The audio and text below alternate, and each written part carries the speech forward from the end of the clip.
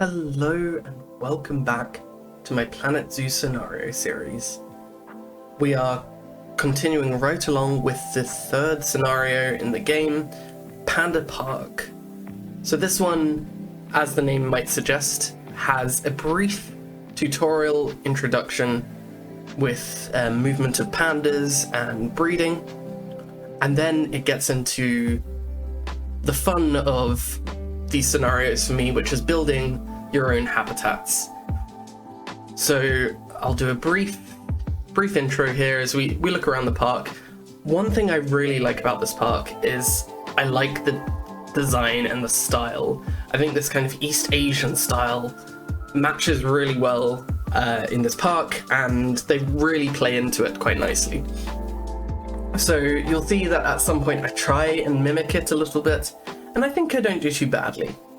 But the main focus of this park is kind of working on, I guess, explaining how the franchise mode would kind of work with sending pandas between zoos. That's the purpose that they want you to get out of it.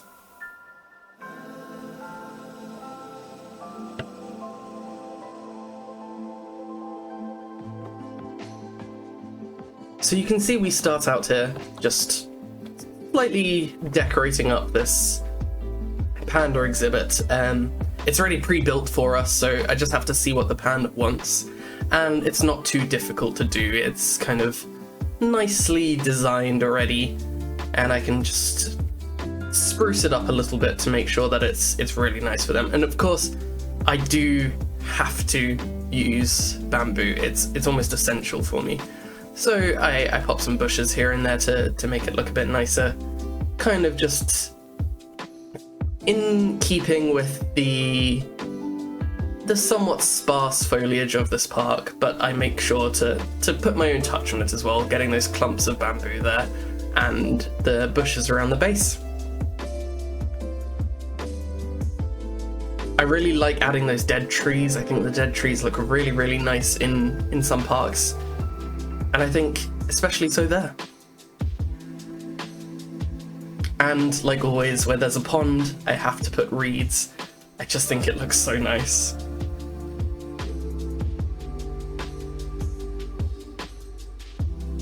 And clumps of trees in the corner never go amiss. So I add a little bit more kind of density to the foliage and make sure that the panda is happy with it. Everything looks good apart from enrichment, so I went and added those there. Now, this next part, the game wanted us to add in, I believe, 2 or 3 maybe more species to the zoo. One I went ahead and did, I added a wildebeest, I believe, in with the sable antelope. It was just something I kind of thought, well, I'll try out some interspecies enrichment, I guess, keeping them together. And then I decided to get started on this habitat. You'll see that it undergoes many, many changes throughout, but it is for the Formosan bears. I think they looked really, really cool, and I wanted to see what we could do with them. They start off by being placed in that enclosure there, but I think it isn't big enough for them, so I decided to make it a little bit bigger. After even more deliberation, give it a bit more thought, and I think it could be even bigger. I think there's no harm in it taking up the entire section we've got for it there. So I expand it there. Now, you'll see in this scenario, I do something similar to the previous scenario in as much as making a walk area for the guests to look in on the bears. However, I've learnt from my mistakes. I was very aware of how the tapirs were getting stressed out last time, so I decided to try and make the bears have less of an interaction with the guests. I tried to make it a little bit more secluded for them and made the guest area just kind of grace into the habitat rather than playing a huge role into it. So you can see I go to make it quite far out there, but I actually changed my mind and cut it back a bit more, which I'm very glad about. The pathing tool in this game is something that I still need to get a hang of. but I think I don't do too bad a job there.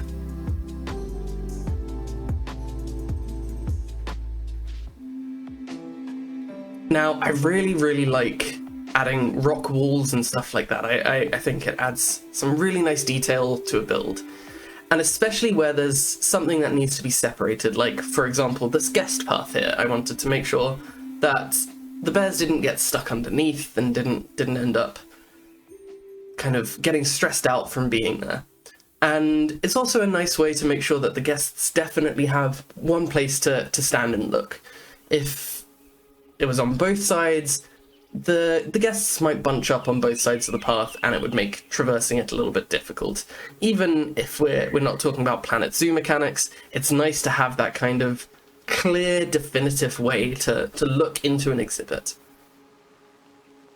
On top of that, it means that I can come around the back here, and I can create almost like a garden of sorts for the guests to look into, just to create a bit more atmosphere to the exhibit here. I like to think that when you're standing on that bridge, you can almost imagine you are in the forest and you're looking onto the Formosan black bears. In these scenarios, I like moving the trees that are already placed there. I find that it creates some character if I just move them rather than deleting them. Then I go in with the terrain tool and I add in some dirt and some rock just to create that kind of barrier to the rocks there from the grass. The Formosan black bears like a lot of dirt, and they also like the rocks, so adding that in is really essential. And to make the rocks look a bit less bare, pardon the pun, I put on some ivy there to kind of spruce it up a bit and give it some character. I didn't want to go overboard, but I did want to make sure that it kind of connected and looks like it was growing from rock to rock. I'm not entirely happy with how I've done some of it, but I think it's not so bad, and I definitely will do something more like this. I feel like the dangling foliage is something that I really need to get a hang of in Planet Zoo. I'm not quite there with it yet, but that's okay. I then go around the base of some trees that I added and put in some brambles to make it look a little bit more together.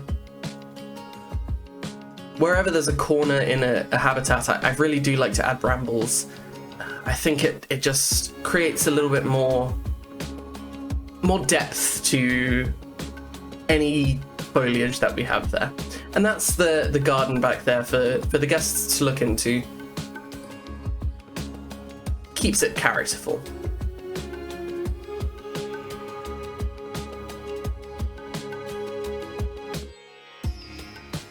I then go about and I add some native trees for the Formosan black bear to create some shade in their habitat. One thing that I love doing, and you are going to see a lot more of it, is making these rock shelters for them, especially when the Zoopedia or something similar says that they like to live in cave crevices, which I believe these black bears did. And I really would like to find a way to make hollow trees and the like for other species that live in those. But here we go ahead and make a bear cave. I think it's a classic and you can't really go wrong. By integrating it with the barrier around, it looks a lot more natural, and I think it gives the guests a bit more excitement when they're walking around the back, knowing that just on the other side of those rocks there are some bears sleeping. It also makes for a very nice scene when you're looking through the habitat cameras, which I do add later, and we'll get to see those.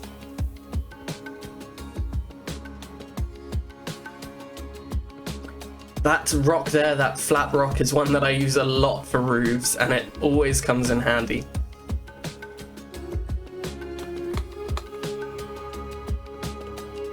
One thing I find difficult is placing those smaller rocks to make it look a little bit more smooth around the edges, but I think I do it quite well here.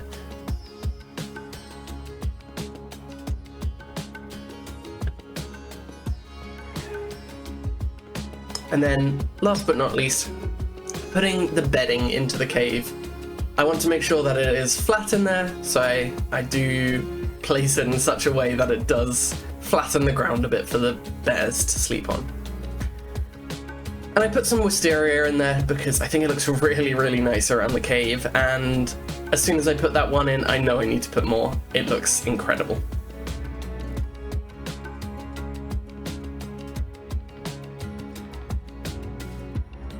I'm really pleased with how I balanced the different types of wisteria in that section there, making sure that it didn't look too busy and it had the differing heights from the ground up.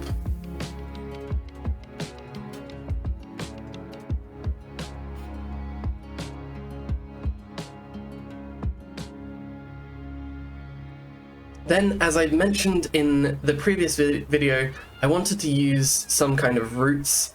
I couldn't get something quite like that, but I did put a tree up the top there and then made sure that it had roots dangling through, almost like it was stretching into the cave. I really like what I've done there.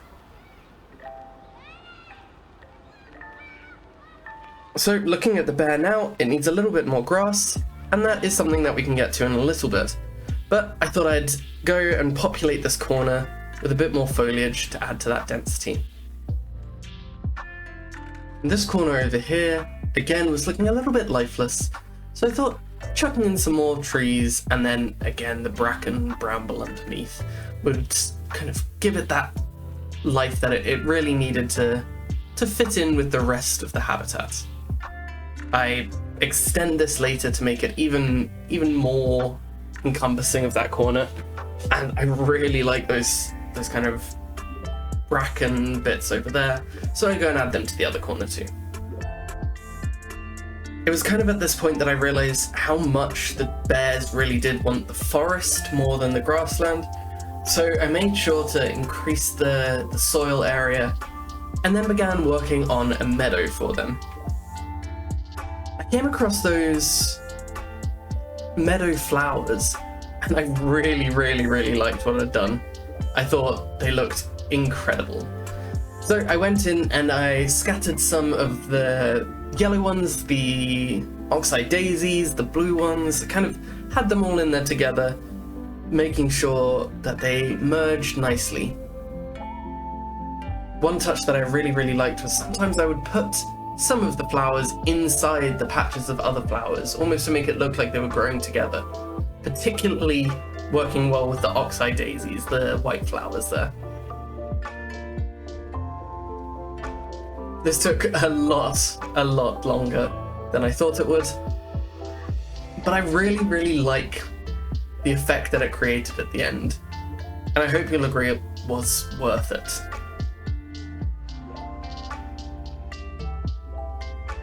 You can see as I zoom out there, I'm thinking, goodness me, do I really have to do all of this? I'm definitely glad I did.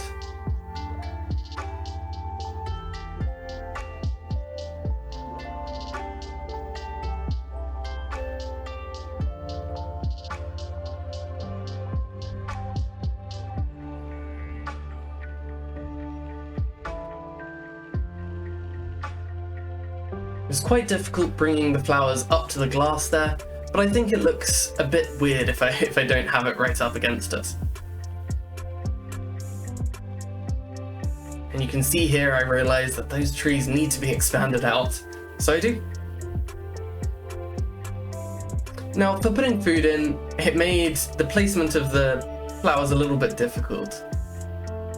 And now looking back on it, I probably would create an area around their food and water where there were no flowers, maybe to show that they traverse there more often.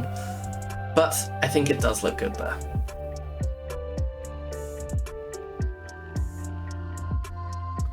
I was a bit worried at that point because it said that the bears had climbing space, and I could not see where they were going to be climbing. I hoped it wasn't on the rocks that I'd built up to the guests, so I just wanted to make sure activating the traversable terrain mode didn't seem like there was anywhere, but the game didn't complain, so I didn't worry. Now I went back and I added in some trees in the spots where it was looking a bit empty, and I made sure that the coverage was enough for the bears. Adding some enrichment in places that seemed appropriate, I was quite happy with what I'd done there. Now, I realised that we didn't have power over there, so chucking in a transformer was my plan. However, that adds quite a bit of negative impact to the guests, so I thought that decorating it would be a great way to get a feel for the design that's being used in the zoo, and also to reduce the negative impact that it has on the guests. So I'm taking parts from the other builds in the zoo, taking the colour picking from it, and adding it to the build that we've got here. I wanted to do a little bit more with the roof, but I found it quite difficult to use the pieces that we had available. So I ended up changing it to look like something that I'm pleased with, but not quite what I had in mind to start with. I take some of the windows, and I pick the colours appropriately to make it look just right with this build.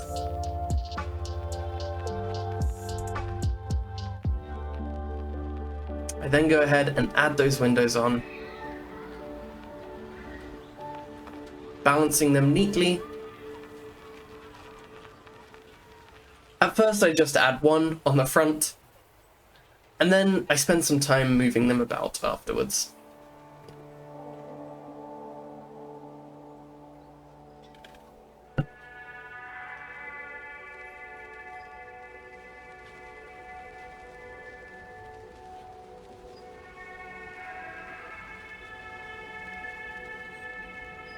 I find making sure that everything's in line in Planet Zoo is quite difficult, but I don't think I do too bad a job here. Later I learnt about the angle snapping tool, and I really think that could have improved how easily I rotated things. But it isn't too much of a bother, because I still was able to do it.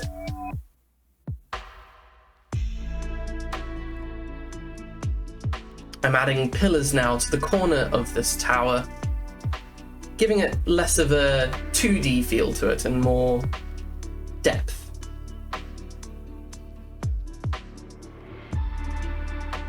And also you can see that I'm improving with my building technique as I learn that I can drag entire sections of pole rather than just one and stack it on top of the other.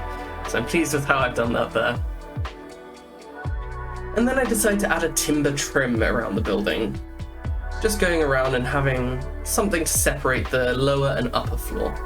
I think this looks really, really nice, and I'm very pleased with how I've done that there.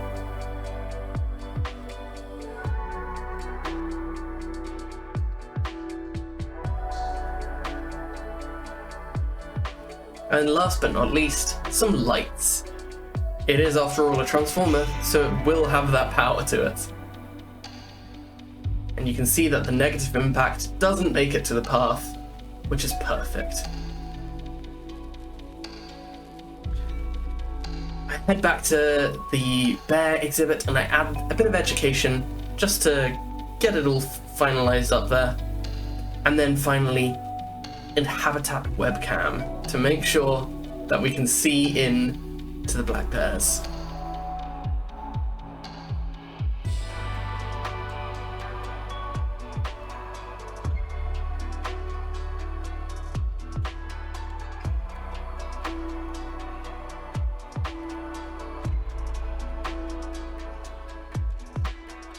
The next build that we've got going on here is a Galapagos tortoise build. Now, I wanted to try something really clever and have a cliff edge that the tortoises would be stuck in, and with some null barriers that would prevent them from jumping down. However, I don't think it worked like that. I decided to instead use a rock wall once more to create that natural barrier instead of just a sheer drop that they probably would have fallen off. However, I think I did this quite nicely, and I made it look natural enough to the point where I think it really fits in.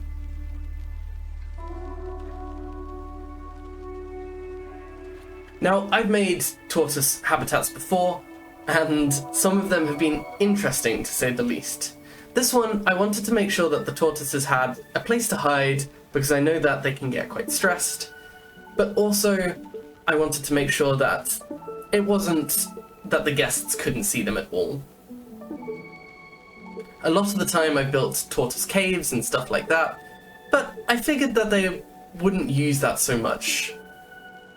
So instead what I did was I decided to create a section off to the side here, separated by rocks so the guests couldn't get in, and with ramps so the tortoises could. I had to make sure that the area was traversable for them, and then I added in some rocks on the other side so they could get down. Now, this scenario gives us access to one-way glass, so I definitely put that up on the side there where I've put a viewing area into the tortoise's home, almost. But only one way, so the guests can see in and the tortoises can't see out. I placed some rocks about to make the area look a bit more natural, and then I started thinking about putting a roof on there so that the tortoises have bedding. I have a quick read through the Zoopedia to see if it has any information about how tortoises live and how they would, in theory, have their kind of nests in the wild, but there isn't too much information on that. So I go ahead and I put a roof over this section of the habitat. I don't go and cover the entire thing. I think it would be nice for them to have somewhere that they can be out in the sun. Obviously they are tortoises, so they will kind of value that sunlight and that heat. But at night, they will want somewhere to have shelter, especially when it rains.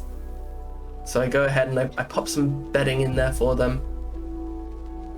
And I'm quite happy with how that looks.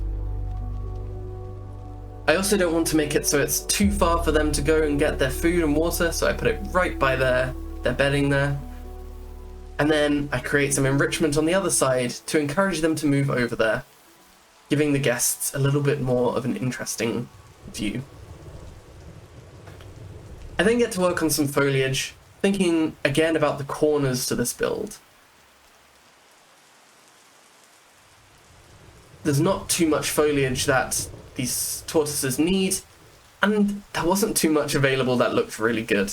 But what I did want to do was use that tree with those roots dangling down. I thought, now is the time to do it, and look how well that fits in with the habitat. I decided to put some rocks around to make it look a little bit more supported. Really glad I did that. It's a nice touch that I probably wouldn't have thought about before, but I think it's really, really good. And it gives that extra bit of character to the tortoises' home over here. This side is looking a little bare, so I decided to put some plants in the corner. I struggled a little bit with creating the floor density of this area, but I still think the foliage I did add made a nice addition to this section of the habitat. You can see I'm desperate to add some more of those vines, but I go ahead and add this rhubarb instead.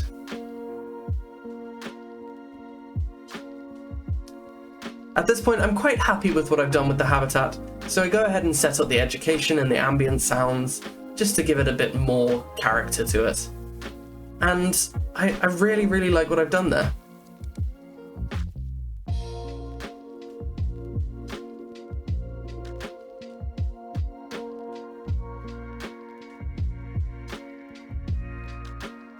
And look at that tortoise. They definitely like it too. And with an inspection completed, we get that final gold star.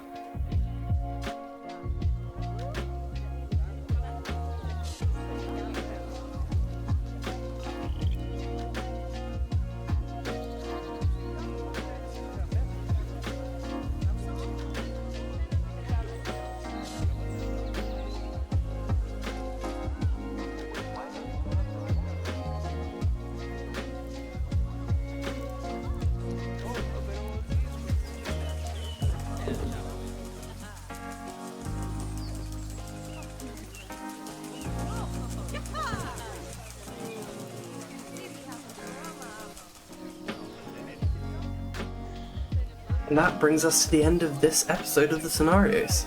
Thanks all for watching, and I'll see you in the next one.